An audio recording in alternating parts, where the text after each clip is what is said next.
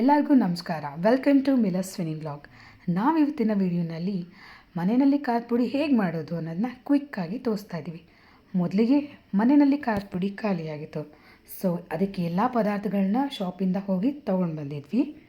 ಏನೇ ಒಂದು ಅಡುಗೆ ಕೆಲಸ ಮಾಡಬೇಕು ಅಂದ್ರೂ, ಅಡುಗೆ ಏನಾದರೂ ಮಾಡಬೇಕು ಅಂದರೆ ಅಳತೆ ತುಂಬಾ ಮುಖ್ಯ. ಅದಕ್ಕೆ ನಾನು 1 ಕಪ್ನ ತೊಗೊಂಡು ಆ ಅಳತೆಯಲ್ಲಿ ಎಲ್ಲ ಪದಾರ್ಥಗಳನ್ನ ಹುರಿದಿಟ್ಕೊಂಡಿದ್ದೀನಿ.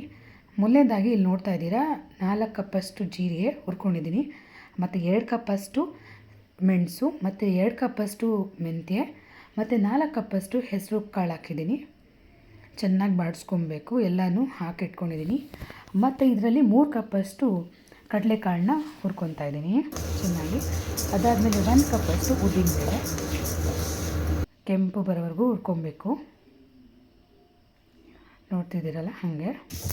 ಮತ್ತು 2 ಕಪ್ಪಷ್ಟು ಸಾಸಿವೆನ ಹುರ್ಕೊತಾ ಇದ್ದೀನಿ.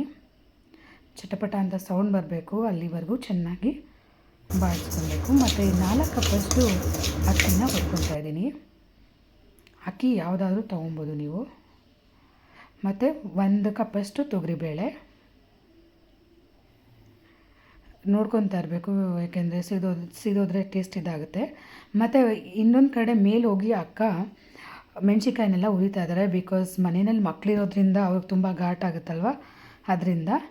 ಇದಕ್ಕೆ 1.5 kg ಮಣ್ಕಟ್ಟು ಮೆಣಸಿಕಾಯಿ ಅಂತ ಬರುತ್ತೆ, ಅದನ್ನು ತೊಗೊಂಡಿದ್ದಾರೆ. ಮತ್ತು ಅರ್ಧ kg ಬ್ಯಾಡಗಿ, ಅರ್ಧ kg ಗುಂಟೂರು ಹಾಕಿದ್ದೀವಿ. ಮತ್ತು ಇದರಲ್ಲಿ 2 kg ಧನಿಯಾನ ಹುರ್ಕೊತಾ ಇದ್ದಾರೆ ಅಕ್ಕ. ಚೆನ್ನಾಗಿ ಹುರ್ಕೊಬೇಕು. ಮತ್ತು ಇದಕ್ಕೆ ಅರ್ಧ kg ಅರಿಶಿನ ಕುಂಬನ ಹುರಿದು ಹಾಕ್ಕೊಂಡಿದ್ದೀವಿ. ಮತ್ತು 1 ಕಟ್ಟಷ್ಟು ಕರಿಬೇವನ್ನ ಹಾಕಿ ಚೆನ್ನಾಗಿ ಬಾಡಿಸ್ಕೊಂಡು ಹಾಕಿದ್ದೀವಿ. ನೋಡಿ, ಇದೇ ಫೈನಲ್ ಆಗಿ ಖಾರದ ಪುಡಿ ಆಯಿತು. ನಮ್ಮ ಭಾವ ಹೋಗಿ ಬಿಡಿಸ್ಕೊಂಡು ಬಂದರು. Thank you for watching. ನಿಮ್ಗೆ ಈ ವ್ಲಾಗ್ ಇಷ್ಟ ಆದರೆ ಲೈಕ್, ಶೇರ್, ಸಬ್ಸ್ಕ್ರೈಬ್ ಮಾಡಿ.